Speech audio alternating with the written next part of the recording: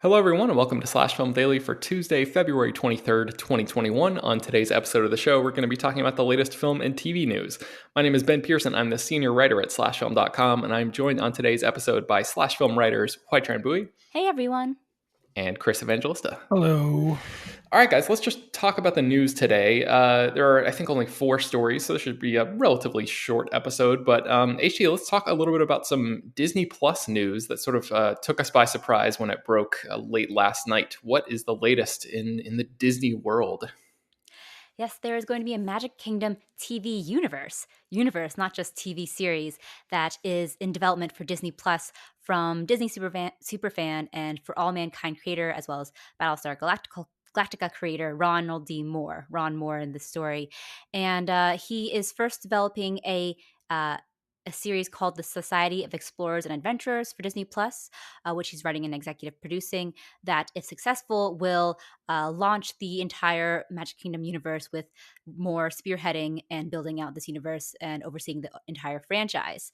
So there aren't any details yet on the story of the Society of Explorers and Adventurers, but The Hollywood Reporter says the idea is to explore characters like the Seaboat Captain from Jungle Cruise, or the Prospector from Big Thunder Mountain, or the Climbers of the Matterhorn, for example.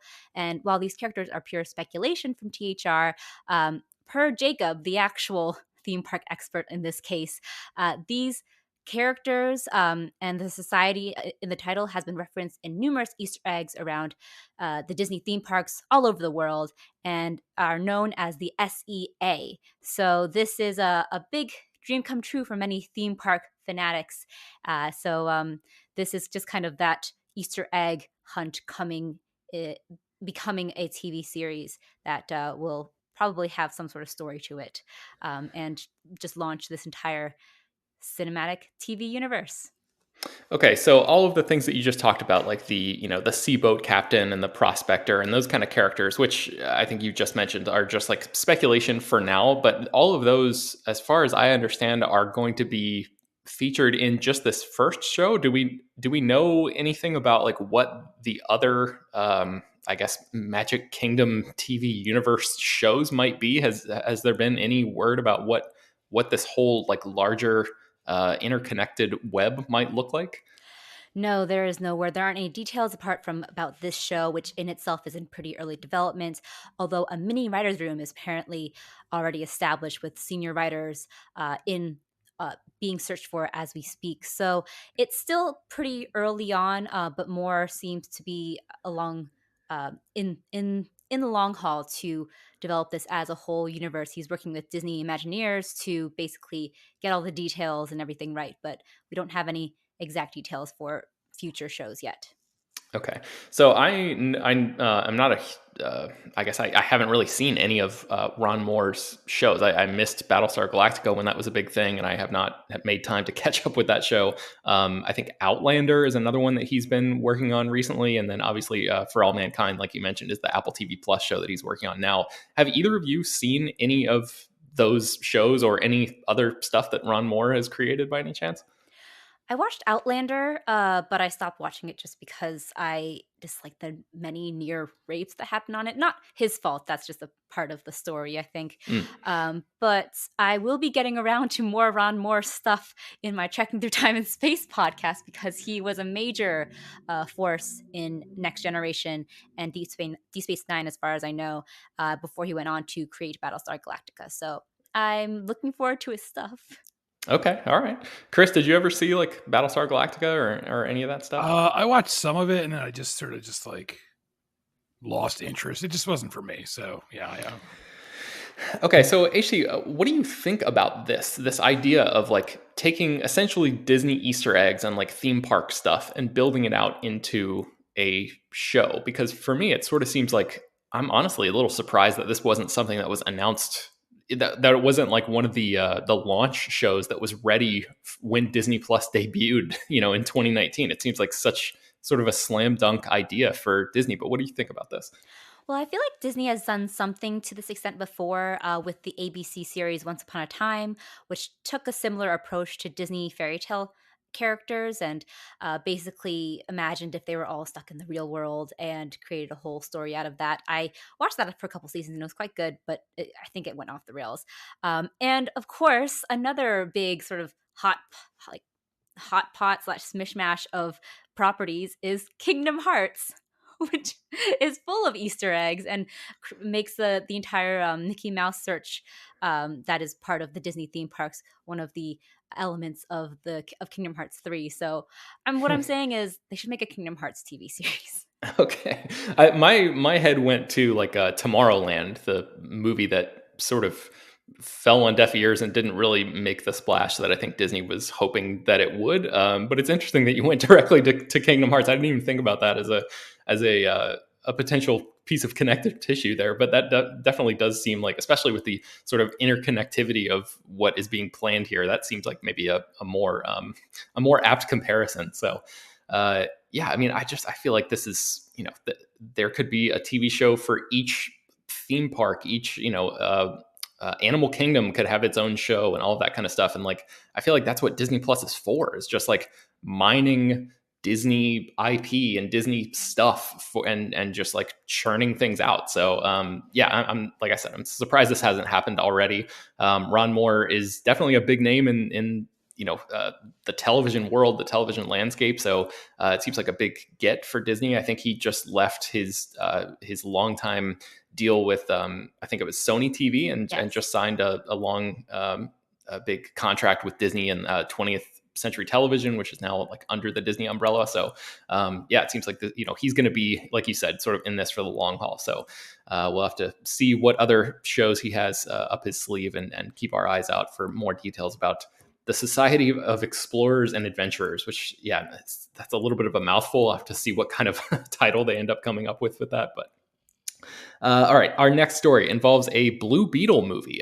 Chris, what is the word on the latest in the DC movie universe? Oh boy, Ben, the Blue Beetle movie. Let me tell you, this was first actually announced back in 2018, but now we've learned who's directing it, and it's Manuel Soto, who directed Charm City Kings, which I have not seen, but I've heard good things about, is directing this. And the Blue Beetle is a character from DC Comics. He's got kind of I would say convoluted history, but it's more complicated than you might imagine. The character originated back in 1939 and appeared in something called Fox Comics, which I don't know what that is, but that was a thing. Wow. And at some point, Fox Comics became Charlton Comics, which again, I don't know what that is, but Charlton Comics ended up being part of DC, and DC eventually brought the Blue Beetle into their lineup, their roster, whatever you want to call it. And there have been 3 Blue Beetles, but the most recent one is a Latino teenager named Jamie Reyes, and that's the character who's going to be in the movie. And that would make this Warner Brothers / DC's first Latino superhero main character. There have been Latino and Latina characters in other DC movies, but they haven't been like the main superhero leading the film. So this is a first for them.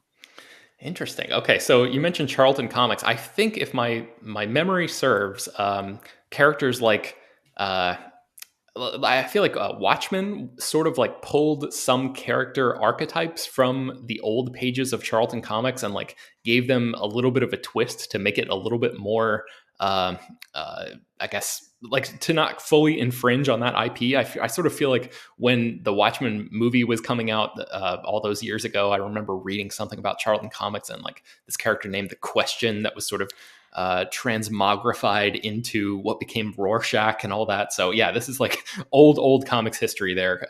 And yeah, Blue Beetle is definitely a character that I'm not super familiar with. But HG, we were talking right before we started recording that you actually are familiar with this character because he's appeared on a TV show that you're familiar with, right? Yes, Young Justice, which I've talked about on the podcast before and on Water Cooler, and I've written about for the quarantine stream. And I also highly recommend both of you and everyone who likes DC Comics or just good animated superhero shows in general to check out. It's on HBO Max.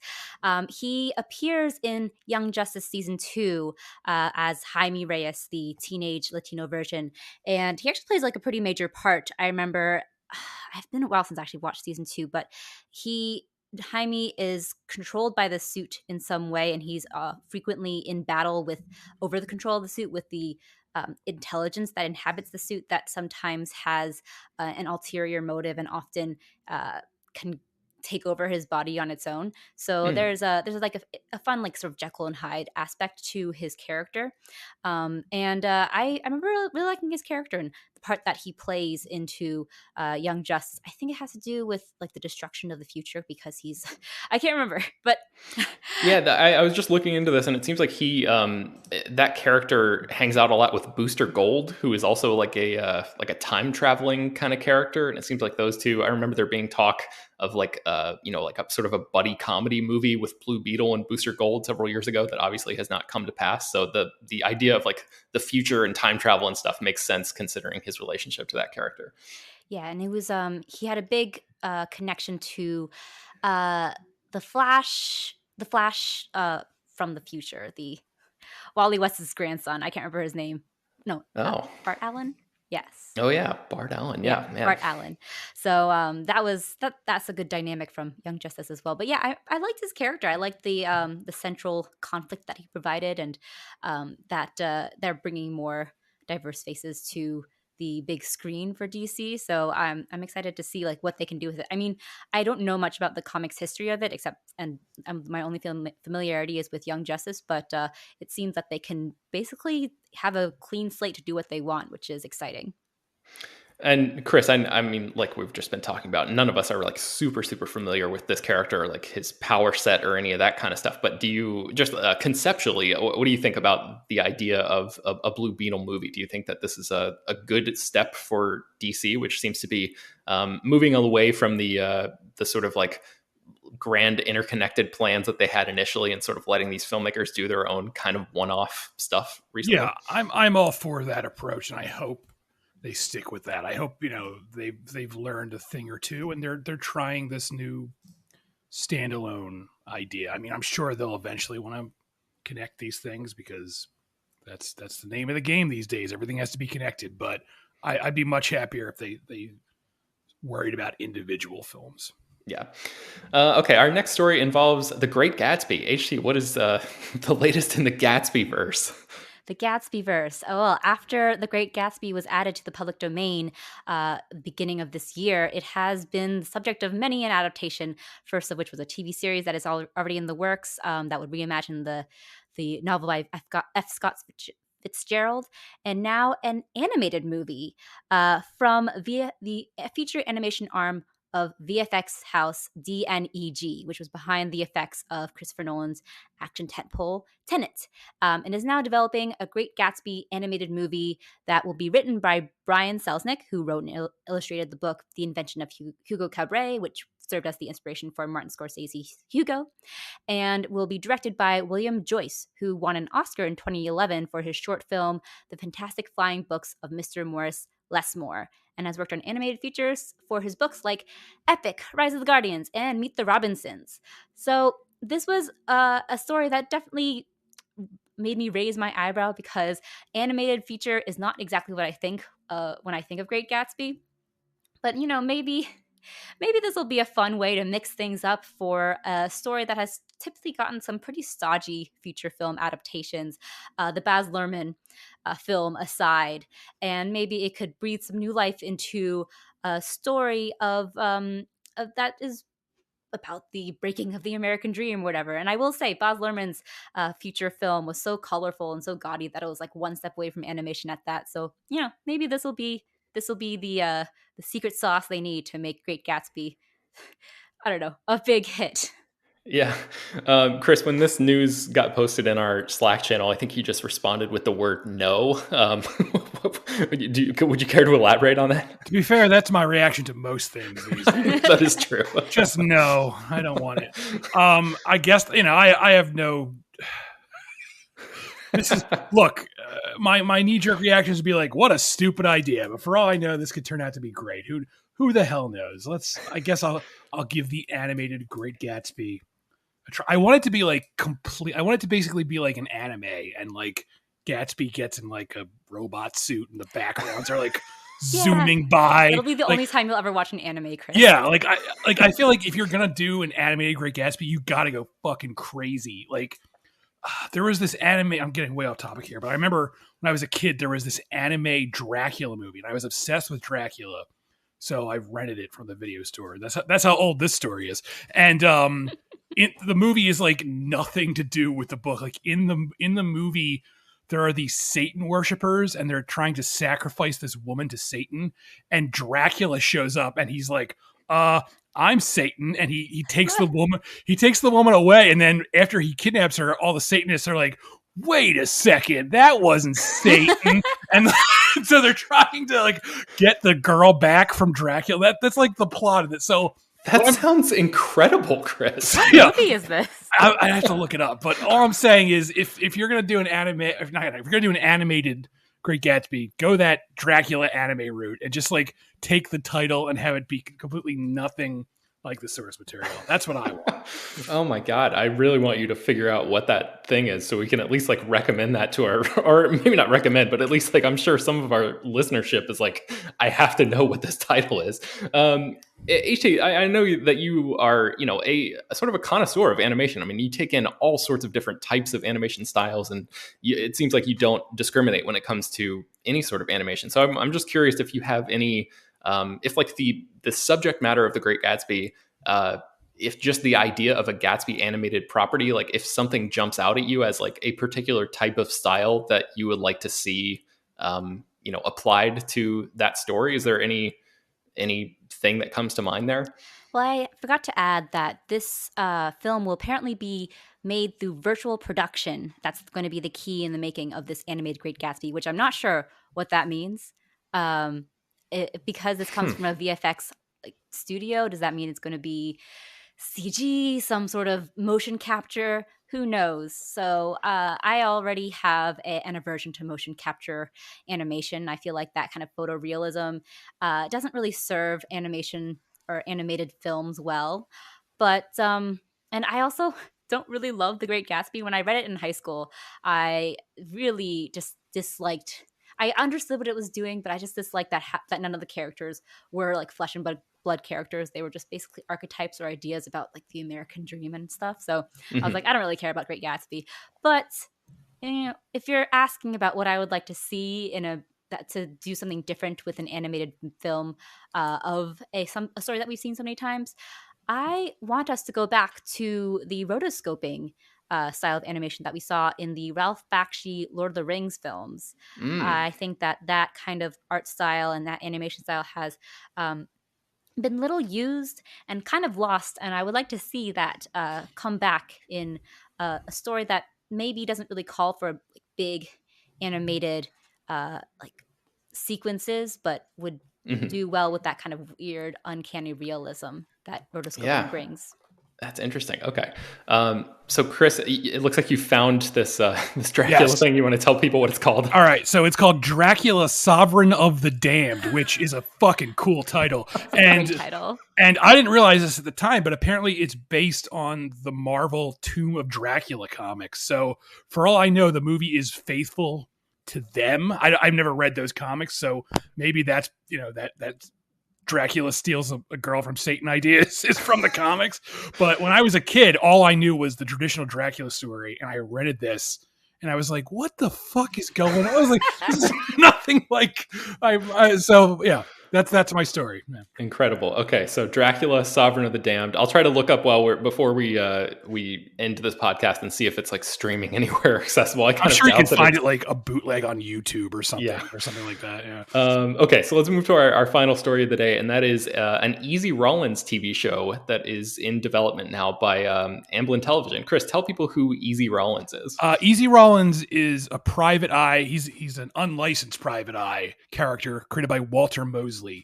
And he operates in the story. There's several books, and they start in the 1940s. They go to the 1960s, and he's a black private eye working out of Los Angeles. And this character inspired a movie starring Denzel Washington called Devil in a Blue Dress. And the movie is really good, but for some reason it bombed at the box office. It's very weird to think of like a Denzel Washington movie bombing just because he's like one of those last movie stars. He always releases movies that do well, but for whatever reason, this did not do well in theaters, and it kind of killed the idea of keeping an Easy Rawlins film series going, which is a damn shame because I would have loved to have seen more Denzel Washington as that character.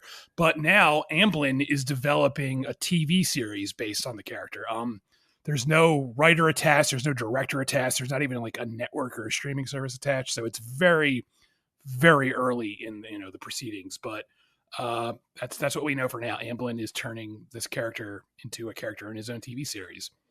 This kind of seems like the perfect character for a TV show. Like, I mean, you mentioned that movie, and I saw the film a long time ago, but I remember just loving it. And it has like an absolutely killer Don Cheadle performance. I remember.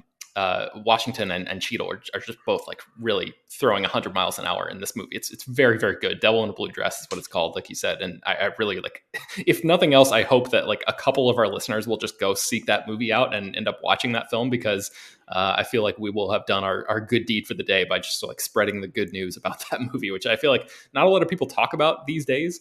But yeah, man, that the idea of like that whole, whatever you want to call it, that milieu just seems really like perfect for a modern TV show. And I mean, not modern because it's supposed to be set in the 1950s, but a new contemporary TV show about that character. So I'm sort of in love with this idea, and I hope it ends up at a place that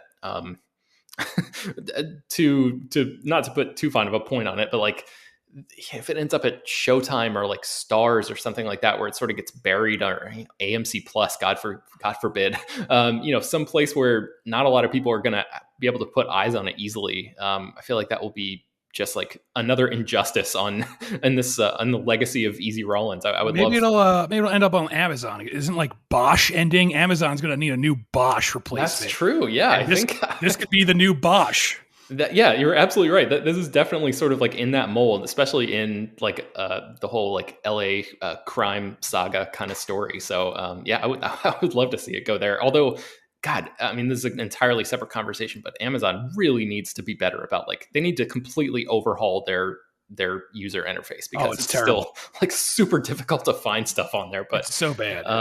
Okay, we'll save that for another podcast maybe. But I think that's going to bring us to the end of today's episode of Slash Film Daily. You can find more about all these stories that we mentioned on today's show at slashfilm.com. Oh, before we go, I wanted to mention, I did find Dracula Sovereign of the Damned on YouTube, just like you mentioned, a bootleg cut. It's not streaming legally anywhere, but I doubt anybody's really going to come after you for watching this 1980 weird ass Dracula anime. So. Dracula might show up and be like, "What are you doing watching my film?" I'm Satan. Yes, it's me, Satan. Even though I should also add that when he shows up, he looks exactly like Dracula. He's got the cape on and a tuxedo, and everyone is still like, "This must be Satan." Like, there's not a single person is like, "That guy looks like Dracula." All right. Oh my God. I have to watch this. Okay. Yes, Slash Film Daily is published every weekday, bringing you the most exciting news from the world of movies and TV, as well as deeper dives into the great features you can find on slashfilm.com. You can subscribe to the show on Apple, Google, Overcast, Spotify, all the popular podcast apps, and send your feedback, questions, comments, concerns, and mailbag questions or topics to us at peter@slashfilm.com. Make sure to leave your name and general geographic location in case we mention your email on the air. Don't forget to rate and review the show on iTunes. It really does help us out a lot. Tell your friends about the show if you can. Spread the word. Thank you so much for listening, and we will talk to you all tomorrow.